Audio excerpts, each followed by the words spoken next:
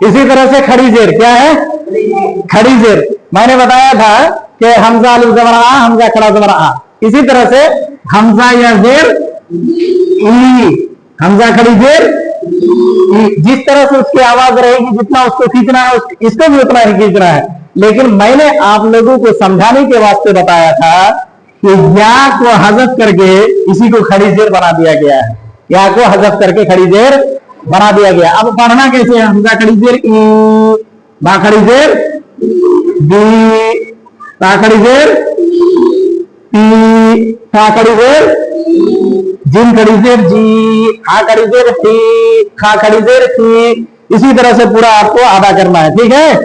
अब मिलानी के लिए अगर कहीं पर किताब में आप मिला रहे हैं कुरान में या अम्मा पारा में, तो कैसे पढ़ेंगे, जैसे यहाँ पर कायदा दिया गया है, लिखा गया है ईलाफी, ईलाफी।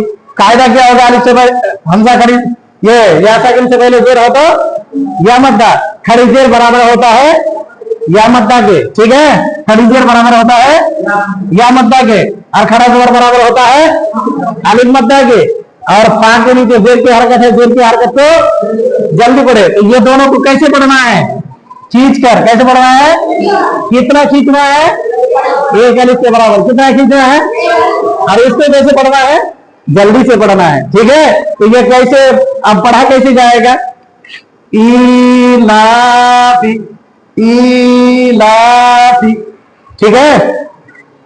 इसी तरह से अब आगे मैं बता रहा हूं वकील, वकील वा काफी अजेर की, वकी लाम जेर ली, हा खड़ी जेर ही, वकीली ही। वाव के ऊपर ज़बर की हरकत है, ज़बर की हरकत तो जल्दी पढ़े। यहाँ साकिन से पहले जेर हो तो या मद्दा, उसको एक अलिफ के बराबर खींच कर पढ़ेंगे, जैसे काफी अजेर की। लाम के नीचे जेर की हरकत है, जेर की हरकत तो जल्दी पढ़े। खड़ी जेर बराबर होता है या मद्दा के, जैसे बा खड़ी जेर भी बराबर है बाया जेर भी के, ठीक है। तो यहाँ खड़ी जेर को कितना खींच रहा है, एक अलिफ के बराबर। तो अब गोया के कायदा क्या हो गया कि इनको नहीं खींचना है बल्कि इनको खींचना है, और ये आखिर वाले को खींचना है, ठीक है। तो कैसे पढ़ेंगे, वकीलिही, वकीलिही, कैसे पढ़ेंगे,